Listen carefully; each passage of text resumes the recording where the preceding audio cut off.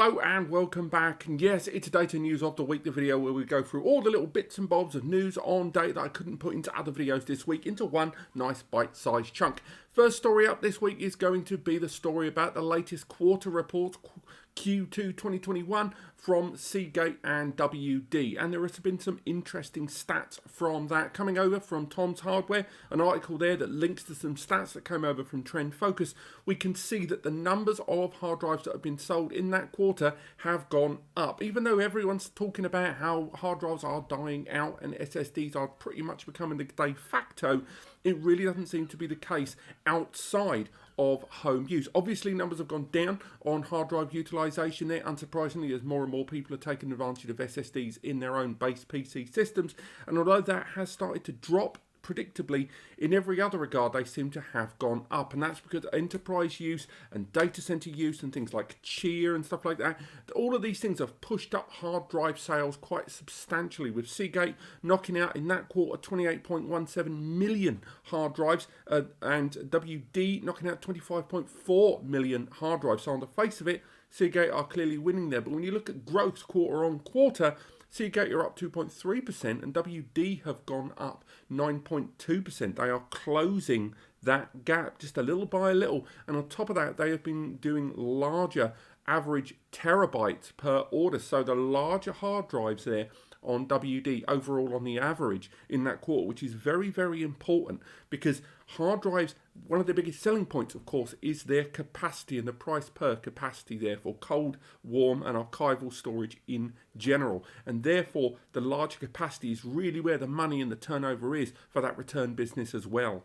Next up, coming over from the University of Applied Sciences over in Switzerland, we can talk about a story to do with calculating pi. That's right, we're still doing that in 2021, and to some remarkable degree. They built a system there taking advantage of AMD EPYC 32 core processors, a couple of them there. They built this rig with an extra 1 terabyte of memory and a staggering 510 terabytes of storage internally there. That was over 38 16 gig hard drives, but only 4 hard drives ever really being used for the calculations of pi and them swapping out drives, keeping it within that tight architecture there. And they're able to hit the length of pi and taking it as far as 62.8 trillion digits. Now, that seems like one of those sort of numbers no one really understands to calculate pi. To put it into perspective, the most recent record was 50 trillion. So that's an increase in terms of its calculation of pi by an extra 12.8 trillion digits, which is insane. Now, you might be thinking, oh, they just knocked that one out. They didn't. It took them 108 days just over to work that out. So again, I'm not quite sure what the application of that is, but the very fact that they can calculate something that insane, an actual calculation there, is something that I think a credit to that hardware and the effort they put in to do that. Next up, ransomware news. It wouldn't be data news of the week without some miserable ransomware story. I swear we're getting one every week, and they are pretty high profile, and this one is no exception. Gigabyte, the ransomware attack that took place by RandomExX. This is developing a lot more since it was first kind of spiked up as a story in the early part of December when 112 gigabytes of data was obtained, and they were ransomed.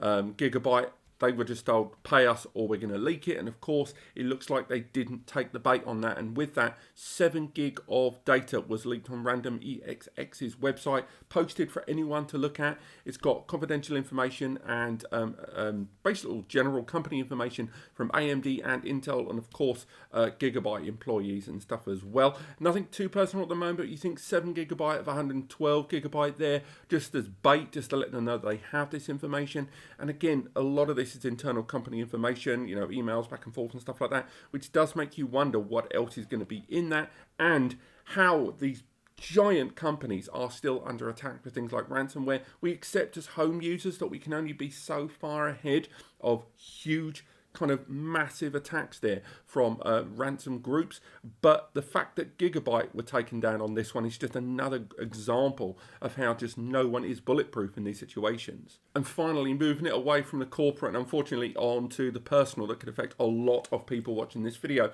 T-Mobile over in the US confirmed that there has been a data breach. They've been hacked into and a huge amount of information has been obtained. They state 40 million accounts of information have been obtained there, and although there's no financial information, it is the personal information, numbers, pins, that sort of thing, have been leaked. 7.8 million T-Mobile customers currently had their information obtained, and a potential 40 million, I say potential, it's actually, they've confirmed this, 40 million old or applied customers, they may not have got an account, information has also been obtained. Now, this is pretty bad. They've reached out to customers and said, like, change your pins and do that sort of stuff. But that's horrendous. That puts the previous story into a slightly different perspective, if you ask me. Now, they haven't confirmed how this is going to affect other countries and other regions. This is purely the US coverage. So things like EE in the UK, there's been no confirmation there of if and how, if that is the case, affected EE customers. But still, nonetheless, this is an enormous breach of information there that, although it's not financial, a lot of the information we have these days can lead to other information. So this being out there is not great. And I do think the fact I'd learned about this quite distantly is not great as someone who personally does use EE on one of my devices. So again, this is something I am going to keep an eye on, because I think a lot of these big breaches, one of the biggest problems you find when large companies get breached is you don't really hear about these things. You hear about it very, very vaguely, and you only hear about it when it reaches the top end news, and when it reaches that level, it's already too far. So if any more comes up on this, I might have to make some dedicated videos just to hacks and ransomwares, because it's getting slightly out of control in the middle of 2021. But this has been Data News of the Week. Again, bit of a downer. I'm hoping September really picks things up, to be perfectly honest. But otherwise, thank you so much for watching. Click like and subscribe if you want to learn more or help me know what sort of stories you guys like. And otherwise, I will see you at the next video.